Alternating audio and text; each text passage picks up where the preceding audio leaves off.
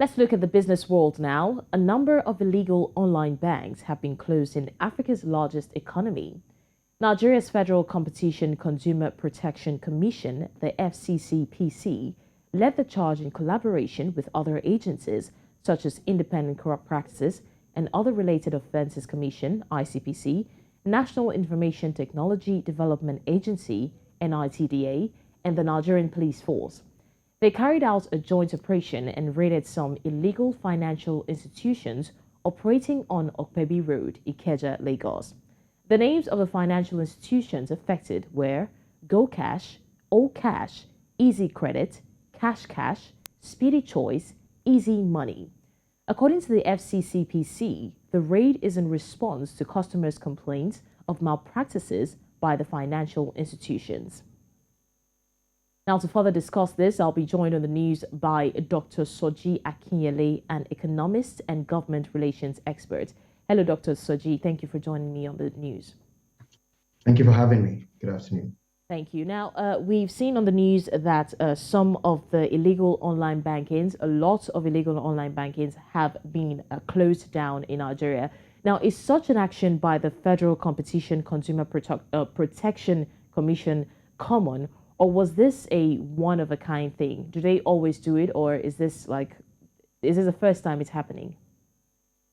Well, to our knowledge, this is the first, of such shutdowns that have happened. You must recall that this investigation started all the way from 2020, when the government instituted an investigation into the money lending industry, particularly based on complaints, about unfair, or uncompetitive practices by some money lenders. In this case, you've tagged them in illegal online banks.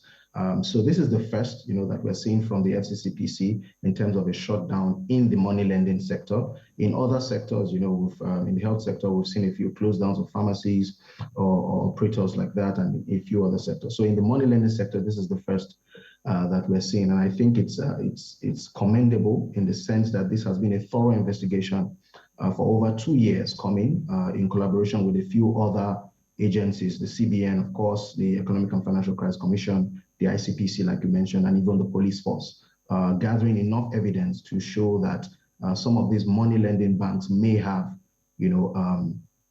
taken a different approach to their business in terms of unfair practices around violating data protection rules, access to consumer information, and using that, according to reports, as a name and shame, process, while also charging unfair or inefficient market rates, clearly higher than even what you find in the traditional banking lending system. Right. Dr. Soji, now we know that with this new turn of events, the potential investors are definitely going to be affected.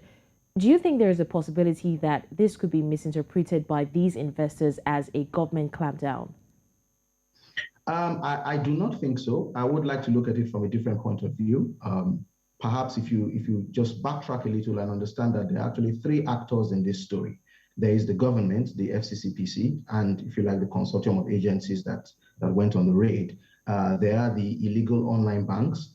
And, as we say, when two elephants are fighting, the grass suffers. So there are the consumers, the borrowers in this case, who may have made petitions to the FCCPC and the rest. Now, the remit of the FCCPC is to ensure that consumer rights are protected while also communicating consumers' responsibility and also checking for anti-competitive, behaviors in any sector. So it's the apex regulatory body for competition. And I think that the thoroughness through which they have gone through this process over the past 2 years, gathering evidence, is proof enough that this 3-year-old regulator established about 2019 in a sense, has come to play its role in not just creating an enabling environment, but ensuring that there's fair and efficient market practices in the industry.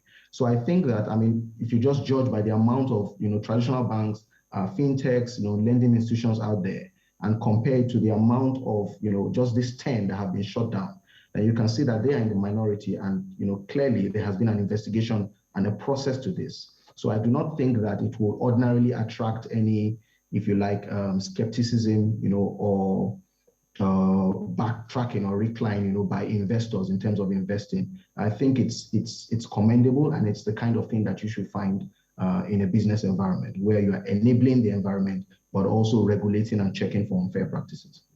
Right. And now, Dr. Soji, we know that the central bank and the Securities and Exchange Commission are both financial sector regulators. And this brings me to the question that is begging to be answered. Why were these two bodies not involved in this collaboration? To the best of my knowledge, I believe they were involved. Some of the statements we've seen and the reports in the news show that, the EFCC, the CBN, the SEC had already on its own, attempted some of these things around crowdfunding and a few other regulations in the past. So I do not think that they were not consulted. Perhaps, whatever news stories are out there have not fully exhausted the list of collaborations that happened. The FCCPC in itself is a very collaborative agency to the extent that its remit is to check competition across all sectors of the economy and protect consumer rights. By nature, it has to collaborate because there are other regulators in those independent or in those individual sectors. So by its nature, collaboration has to happen.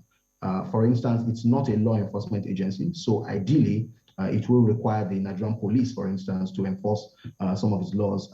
It's not a judicial commission. So ideally, it will need the judicial system to back it in terms of some of the things it does. In investigating corruption, we need the ICPC. Even in this case, in investigating these illegal online banks, it will need the CBN, it will need NITDA, which is the Internet Information Technology Department, and a few development agency and a few others like that. So I think there has been robust collaboration across the agencies. Right. Thank you, Dr. Soji, for that clarification. Now, one more question before we let you go. Are we or should Nigerians expect more of these interventions, especially the ones backed by action?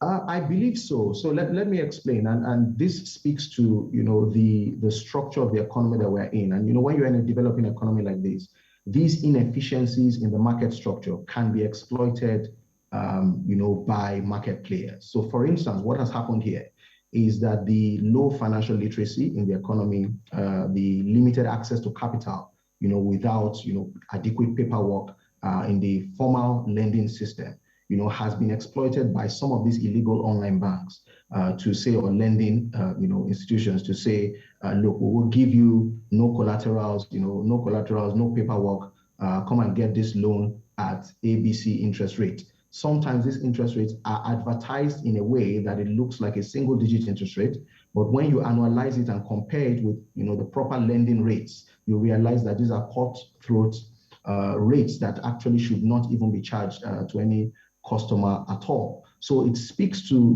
the pressure in the economy in terms of, financial literacy, financial inclusion, access to capital, to do business or even to consumer credit, for asset acquisition and things like that. So I expect, that as we push more for financial literacy and an understanding of consumer rights and responsibilities, for instance, in the tourism sector, in the aviation sector, in the health sector, where the FCCPC has issued the Bill of Rights, for health and things like that. I think that as we become more mature, understanding what our rights are as consumers and our responsibilities as consumers, we may see, a situation where the business environment, and I choose my words carefully, is more enabled as opposed to heavily regulated. Because the point is to create an enabling environment where businesses can thrive.